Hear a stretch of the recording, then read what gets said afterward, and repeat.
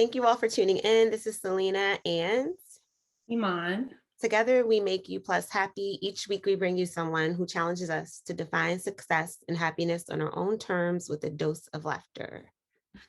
Remember to like and subscribe at You Plus Happy Podcast. You can also follow us on Instagram at You Plus Happy. Hey, Selena. Hey. How are you? Good. How are you? I'm good. So how was your week? Anything exciting happen? Yeah, I realized I had talked about my goals before. I didn't go over all of my April goals yet, but I did finish my reading goal. So I hit that in April, but I hit it. Okay. Well, I'm glad that you hit your goal. It's Yes. exciting. Checking the bucket list. I'm gonna check the rest of them and see if I hit them all. So and get this. I'm a little late starting with my May goals, but get those squared away as well. Yeah. What about you? So my week was busy. I feel like it went by as in a big blur. But I guess I'm going to be entering a new role at work for a little bit. So I'm excited about that. A little bit anxious because it was kind of not thrown on me, but I was notified. And then it's like, all right, you're starting Monday. So I'm excited to see what it's about, see something different. And yeah, next week I'll update you on how the first week goes. Good. I'm sure you'll do fine. Thanks. So this week we have a You Plus Happy throwback from our very first episode with guest Jeffrey Martin. We figured it was time for y'all to hear how it all started. And here it is.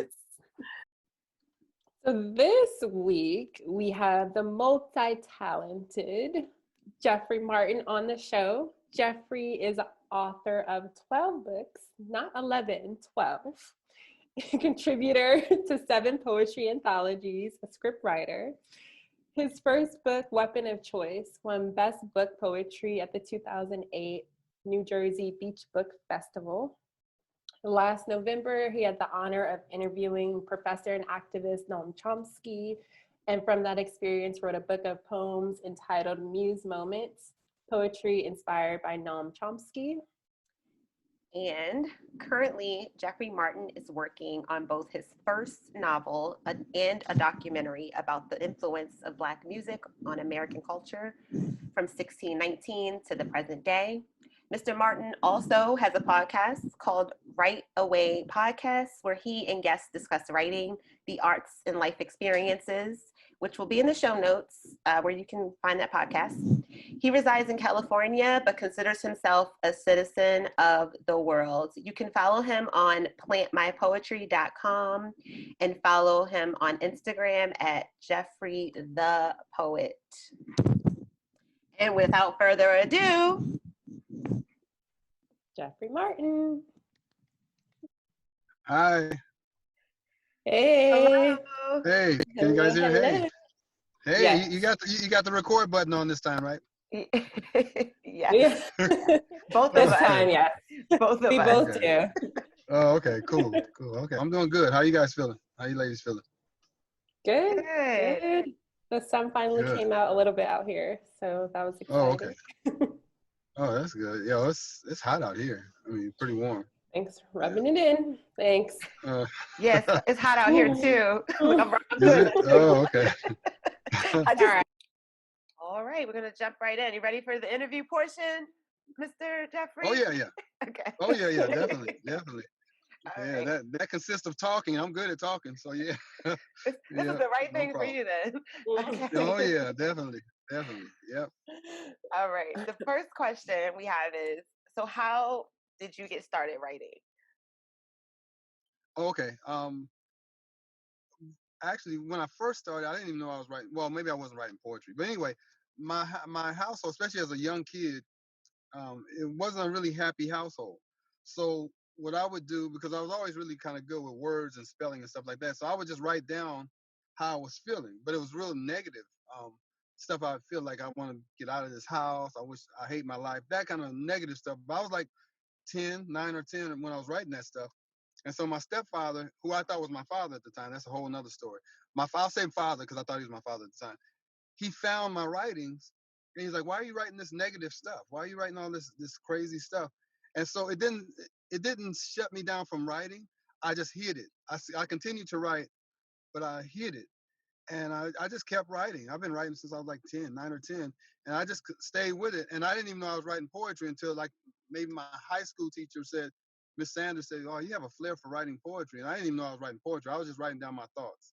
So, but it started actually with like a fourth or fifth grader, just writing out my sadness, really. It started in sadness, to be quite honest with you.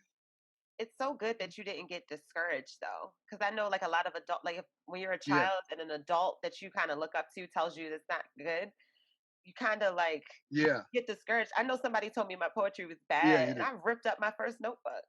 And I'm like, because I Mhm. Really? trusted Wow. that person so much, I respected them. Right. So that's it's really good. Like, That's so sad that they would tell you that. It's so sad. Yeah.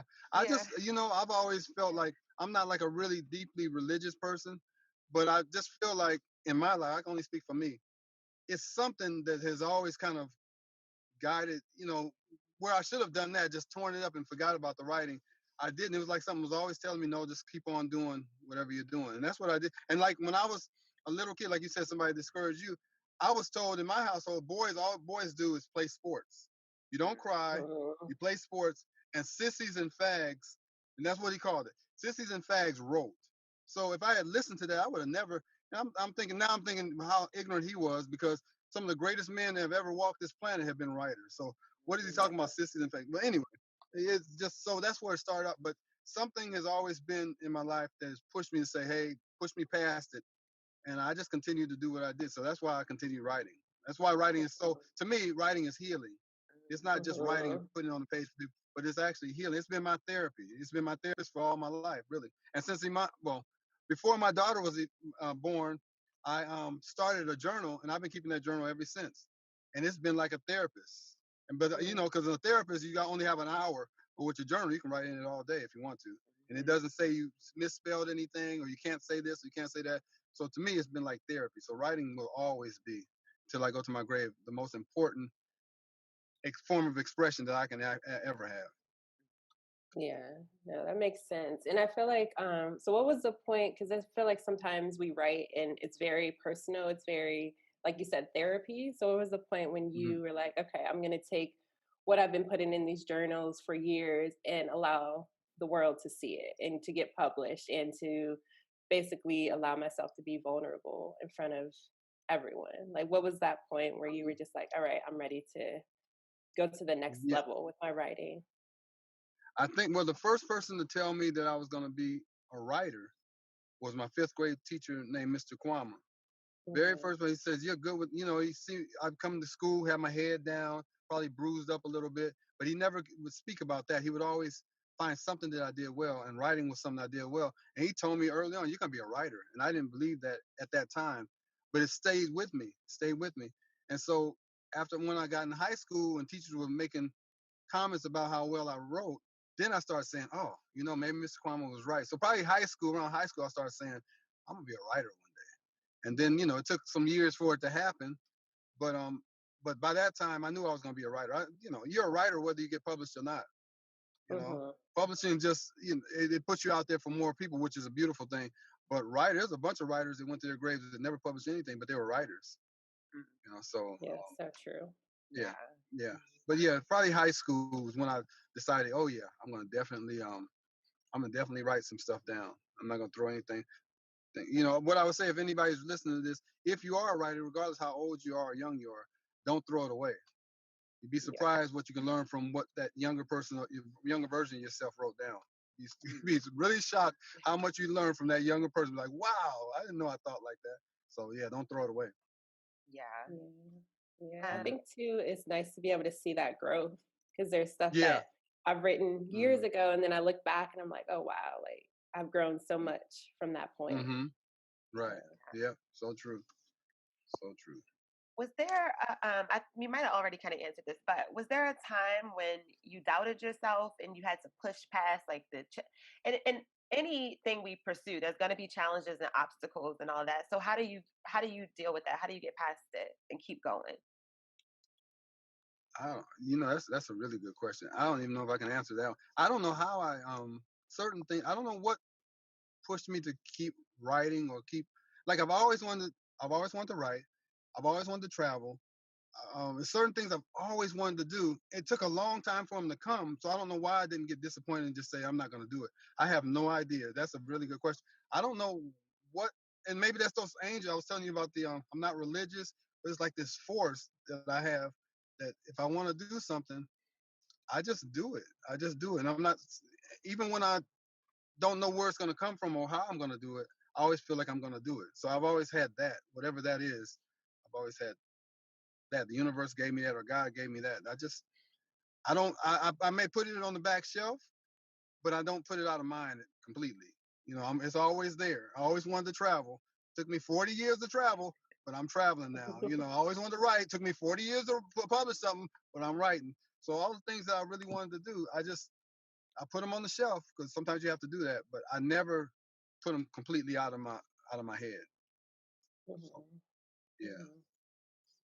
That's interesting. It sounds like you already had that drive in you, Yeah. to And like didn't even if didn't people even are know. discouraging you, to kind of Hmm. just keep going. That's Yeah, and I didn't great have to a have. lot of confidence. Sometimes I was telling somebody this the other day. If I had the confidence that I have now at 20, oh my God, I'd own a small country somewhere. I swear to you. Oh my! If I had like an inkling of this, I didn't even have confidence, and I did it. But if I had confidence of somebody telling me, you can do this, and you're just, if I'd had that constant that I've tried to do with my kids, like, hey, you can do whatever you want to do. If I had somebody just an inkling of that towards me, it'd be scary what I could do. I really feel that. I really feel that. But yeah, that plays a big part too. You can do a lot of things on your own, but it's so much easier when you have somebody that you love and look up to push you along. That makes it so much Mhm. more much easier. Doesn't mean it can't be done, but it's just a lot easier when you have somebody saying, "Yeah, you can do that. You want to do that? Yeah, I believe you can do that." I didn't have that. I try to get that to my kids and anybody I work with, kids I work with. They're not related to me, but I'm never going to discourage a kid. Yeah. I'm never, or discourage anybody because you never know. They may be looking for you to be that push that they need. And you say something discouraging out of fun or out of neglect or not paying attention, and then they stop doing whatever it is they do. So it's really got to be really careful with our words towards people. For Yeah. sure. Yeah. Mhm. Mhm. Yeah. So you mentioned earlier that you like to travel. Do you feel like your travels Yeah. and the places you've gone and has influenced your writing? I think so for sure. You know what? When I first started traveling, I just wanted to get out of the United States. I just wanted to go somewhere because I've always wanted to. Well, as a young kid, we used to go on rides, and what that is on Sundays. This is one thing I really do appreciate my stepfather from. One of the few things that I appreciate from him is on Sundays we go on rides, and we go all over, L.A. And I wouldn't really go far, but it'd be different places. Bel Air one week, San Pedro to the port. We go somewhere, and um, that kind of initiated something in me to want to go places. So as a young coming up teenager, I was like, man, I want to see the world at some point. Um, and so when I first started traveling, it was just to do that.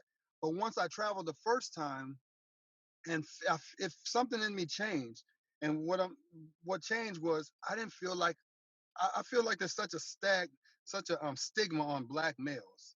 Not to play the race thing, but I think it's such a stigma on black males in America. So when I went to other places, I didn't feel that. So traveling for me has not only become like something I like to do, but it's also a way for me to exhale. Because I think being here is even at my age, I still can't walk in the stores, but I still feel that people are tentative around me, are afraid around me, and I hate that feeling. So traveling gives me a break from that. So not only is traveling opening my eyes to new adventures and new people and new places, but it also gives me a time just be a person, just be a human being. And I never feel like that here. That's why I like to travel. So for me, it's for mental health too. It's not just for going places and say I've been those places, but going places. And if somebody don't like me, they don't like me for all the other reasons, but not that skin thing. I'm tired of that.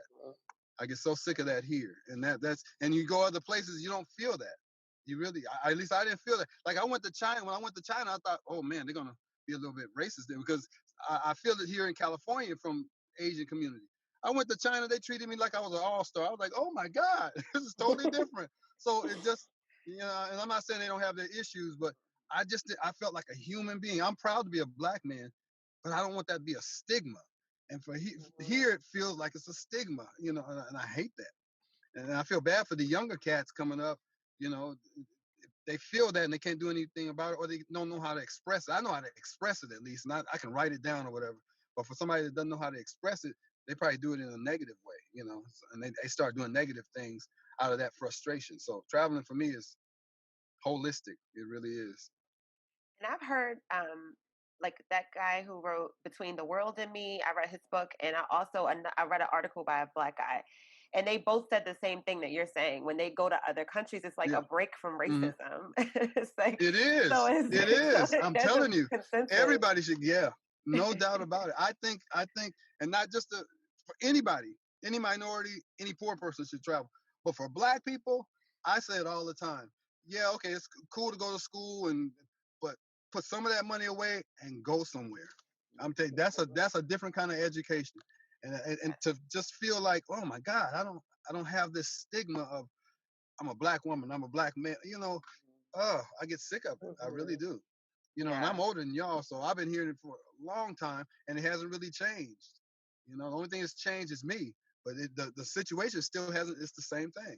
I've been hearing it for a long time. We shall overcome, and it hasn't happened. It hasn't happened. So Keep hope alive. yeah, keep hope alive. Yeah, and we the only one hoping. And you know what? The interesting thing about that too is they always say it's going to take some time. Well, how much time is it going to take? Well, we get that. Well, it'll take some time to, if you want to change things, you can change it overnight. You can change the educational system overnight. It doesn't take 15 years, but all the time, whenever we want something that's going to impact us in a real way, it always takes a long time. It ends up not happening at all. So travel, black people, please. Yeah. Advice for the day: travel, especially if you're black. Yes, yeah, especially. Yep. So go ahead. I'm sorry, Iman. No, I was just gonna say, going off of that, what is kind of some advice that you would give to people that are trying to do the same thing that you're doing, or feeling a little bit discouraged with where they're at right now and wanting to, write and express themselves? You should just do it. I have this saying that I'm gonna put it on a T-shirt. This saying goes, "Don't rush it, just do it." And I think don't rush it, do it. What I mean by that is, you can have people help you along the way, but don't depend on that. I think I was too dependent on that. I was always asking, "Hey, can you help me type this? Can you?" I was always, and then once I broke out of that mindset and said, I'm gonna going and asking for that no, I'm just going to do it myself. So my advice to people would be, if you want to write, you write. If you want to publish, you publish. You go to a publishing house, and if they don't want to publish it, you self-publish it. But you do it. So don't let no's stop you. To me, no's are inspiration to me, because I've heard so many no's. No's just inspire me. They really do. No's don't disappoint me at all. I'm used to them. So in fact, it's probably good I've heard a lot of no's, because it's initiated something in me to do it myself. So my advice would be, if you want to do something, you do it. Don't wait for somebody's validation or somebody's okay. Do it because you want to do it, and do it yourself if you have to. Yeah. Yes, good Uh-oh. advice. Yeah. So it's a little different, shifting a little bit, but what is something you hope people say when you're not in the room? What do you want people to say about you or your work? One, that he's when he puts his mind to something, he does it. That. And the other is puts his mind to something, he does it, and he's authentic. He's original. So those two things. Those two things, I would say. Yeah. Can you hear me? Yeah, so I Oh, was okay, just okay. we're taking it in, taking it all in. So I guess one of the reasons that we started this podcast is really to talk about success and what that looks like for different Mm-hmm. people. I think society a lot of times has this idea of success. You have to own a whole bunch of things and have a house and a car and make a lot of Right. money. So I guess part of what we're doing is redefining success and seeing people who have Mm-hmm. kind of reached their own level of success, but it's outside of what society considers successful. So I guess what would be your definition or your idea of what success is?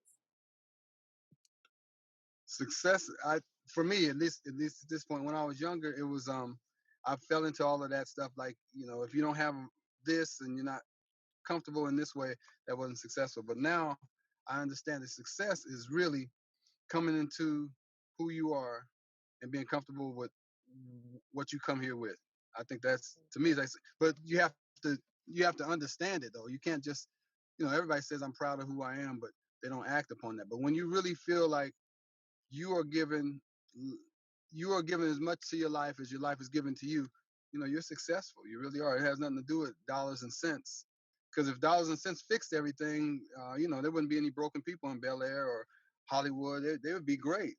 But we know that's not the case. So it has to be more than monetary to find success, And so, and another thing is, success is having morals, not morals like in a religious. I'm not trying to tell anybody what they do as far as that, but having a standard that you're going to go by, and you're not going to live beyond that. I mean, below that standard. You're not going to do things just to get this level of success. You're not going to trade in your morals or whatever. What you have as your standards, you're not going to trade that. And people do that. People do that. Yeah, that's good advice. I think that's really good advice.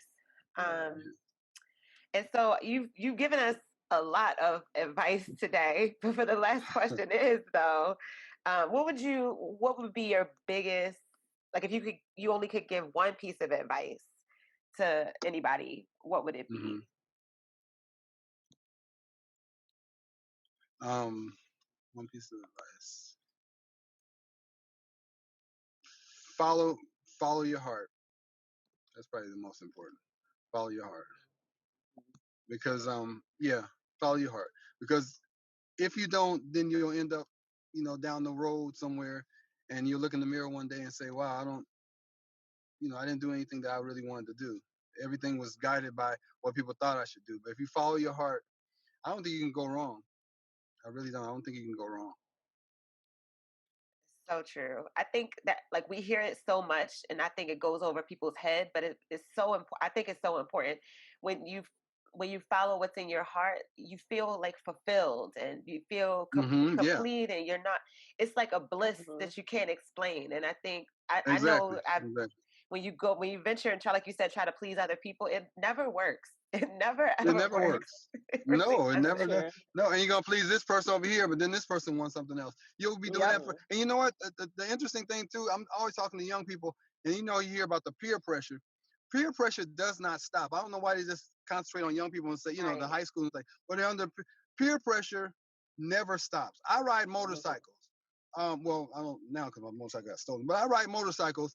And every time I used to go out with the guys, I was offered something. Hey, man, I got this. Hey, I got that. So peer pressure doesn't stop. So you have to Yeah. be strong early on for the rest of your life and say, hey, I'm not going to go with peer pressure, because there's always peer pressure. And if Yeah. you're not strong, and I think a lot of people, many people are followers. That's a bad thing. Oh, I should have put that as an advice. Many people are followers. And so they just kind of go with the flow. If 99 people in the room are doing it, they're going to do it because 99 people. And you have to be strong and courageous enough to say, well, you know what, it's 99 people that's going to do that, but I don't want to do it, so I'm not going to do it. Even if it ostracizes me, I'm not going to do it. And then on down the road, it pays dividends. It really does. People don't realize that, but it pays dividends to stand on your square. I call it stand on your square. When you stand on your square, it pays dividends on down the road. Maybe not at that point, you're not gonna be the most popular person, but on down the ways, you're gonna be the most respected person because they're gonna be saying, "Man, I remember she stood on that square like years ago and wasn't gonna do it. And now she's here. But if she had done what everybody else wanted to do, maybe she wouldn't be there." So And I think it takes people knowing who they are too. A lot of you don't if you don't take the yeah, time to know who yeah, you are and you're just in society and you're just going with the flow of everything, you don't know mm-hmm, you're mm-hmm, who society told you to be. So I think exactly. first you have to know yourself, and then it does take so much courage to stand alone. Like it's like It it's does. one of It the does. for me it's one of the It really hardest does. things. Yeah, yeah. It is. It is. It really is. And that goes from all aspects of life, from abusing your body to all kind. Yeah, yeah. It just yeah. It takes a lot of courage to do it, but it can be done. It can be done. But people would rather be comfortable than courageous a lot of times, Yeah, unfortunately. yeah. Yeah. It's not easy, and that's why it's like it's not No. for the faint of heart. So some Right. people might need to like, and you just never know. But it's not an easy road at all to be that Right, right, right, right, right, courageous. right. Yeah, yeah. You're gonna have to fall. Yeah. Maybe some people have to fall before they finally say, "Oh, okay, I Hmm. can't do this anymore." Whatever. But yeah, it's hard. It's difficult. It's difficult. It's not always cool to be by yourself. Hmm. Sometimes And it's you ostracize lonely. yourself. It's lonely It can sometimes. It get Yeah, can be lonely. it can be. lonely Yeah, for it sure. can Hmm. be. Yeah, it can be. Yeah, it really can be. That was our last question. But I have another question though. That's not. Okay, What okay. is your favorite book? That's a ooh, that's a hard one. Okay, I'm. I know it is Hmm. hard. I know it is, especially for someone like you. I know you Yeah, that's read a that lot. because yeah, that's all I do is read. But I think the oh, man, that's a very good question. We stumped I, him. I'll just say, yeah, I'll just say The Jungle by Upton Sinclair. Okay. Only Okay. because my favorite author is James Baldwin, but I've read so many people. But James Baldwin is my favorite author because he just like gets at the meat of the subject and just tears it up. He's like nobody else. But The Jungle by Upton Sinclair was written. He basically it's about the meat packing industry before FDA was all around. The Food and Drug Administration was around, and they would all kind of stuff were going on in those meat packing places. And his book was so powerful that they changed the laws for the meat packing industry. It's a Wow. brilliant book. But he went in there undercover. He worked there. He wrote about that experience and what they were doing. Women that had the jobs, they have to give up sex to keep the job. All kind of abuses were going on in this. And he wrote about it. Mm. It's called The Jungle. And it was so powerful that I'm like, man, I want to write like that. I want to write where people like don't that are detached from that I'm writing about, but because I write it so well, they get right in there. And that's what I did with that book. That book was so good. It was written 100 years before I even knew anything about it. But it was written so well that I felt like I was going through the things that those meatpacking people were doing. It was just powerful. So The Jungle. I'll say The Mm. Jungle. Yeah. Okay. By Oh, Upton wow. Sinclair. Yeah. And I guess just kind of going off of that, have you always been a reader? Like even when you were young, were you always drawn to No, books and reading? no, Like what kind no. of got you into? That's so interesting. I never saw, and I mean never. And I know people say don't say never because that's a strong word, but I never saw my parents read a book except the Bible, Mhm. and they didn't even read that; they just read parts of it. So I didn't grow up in a reading household at all. They could read, but I never saw them reading. I started reading as a 20-year-old. I was in a homeless shelter. Long story short, an older guy asked me why I'm there. I done got in trouble. I mean, I got in some I've had some words with my in-laws, so I don't have anywhere to stay. He says, man, you're too smart to be here. So go to the library. It's open from 12 to 9. You can stay warm because it was freezing out there. And while you're in there, read something about people that have done something with their lives and do something with yours. And for some Mm. reason, I don't know why he chose me. That's why I was telling you guys about these angels that I think they've always been in my life. But for some reason, when he said that, a light went on for me, and I've been reading 40 years. I'm never without a book. When I say never without a book, I mean never without a book. I'm with a book right now. I don't know if y'all can see this, but I'm always with a book. Um, it just completely changed my life. And then once I started reading, It changed. It made me a better father, husband, man, human being, just through reading. So yeah, but yeah, as a 20-year-old. So I finished high school and really didn't do any reading until I got out of high school.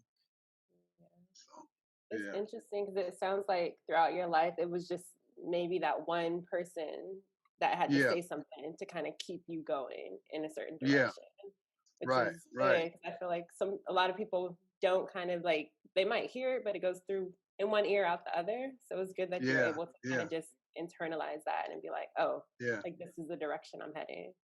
Right. And it was always a stranger. It wasn't anybody related to me. Nobody related to me gave me any words of encouragement. That's sad to say.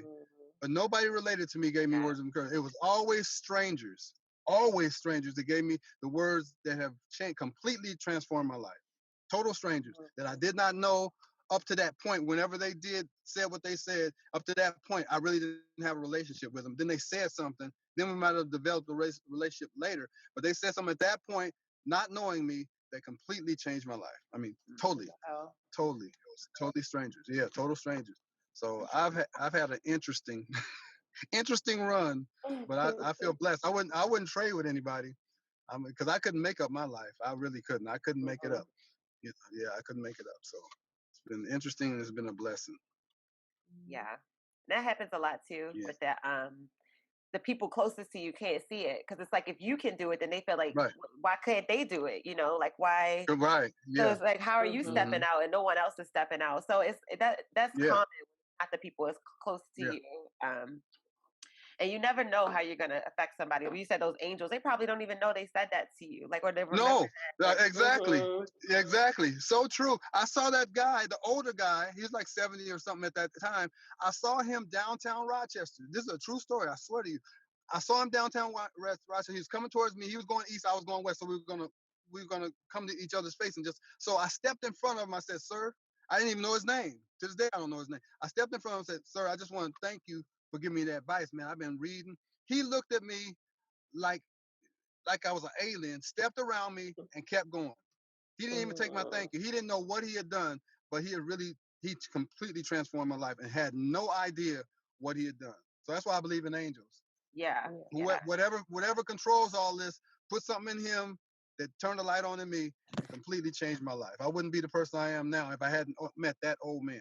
And I No think doubt about we it. are too, because I volunteer with this woman, and I said something to her that I don't remember, like 4 years ago, and she just messaged me on Instagram this week. It was like, I remember when you told me not to worry about something, and what the specific sentence, and I don't even. She was like, I think about that all the time, and I'm like, Wow. Yeah. that's not what you're saying. That wasn't from me. I don't even remember Yeah. saying it. I think it was a message coming through me, but Through you. Yeah. it Yeah. wasn't me. So it's like I think we're all like can be angels to each other. It's not, Yeah. that's That's a like good point. That's a what you good said point. Yeah, about it's so watching true. our words and stuff. Like be careful what we Yeah. say and stuff. But yeah, I think Mm-hmm. remember that I think we're all like that to each other. Yeah. You know? Yeah. That's so true. That's a good point. Yeah, that's a good point. So that And I was think it just, oh go ahead, sorry, Ma. no, I was just gonna say, just to tag on, like I think that speaks to just how powerful our words are. Yeah. What's Definitely. that saying that you say like when we were little kids? Sticks and stones may hurt my bones, Break but my words will bone. never hurt me. And Never I'm heard. like, But that's not true. words are That's the not most true. powerful Words are thing. terrible. I'd rather Woo! get hit. Words are cocaine. terrible.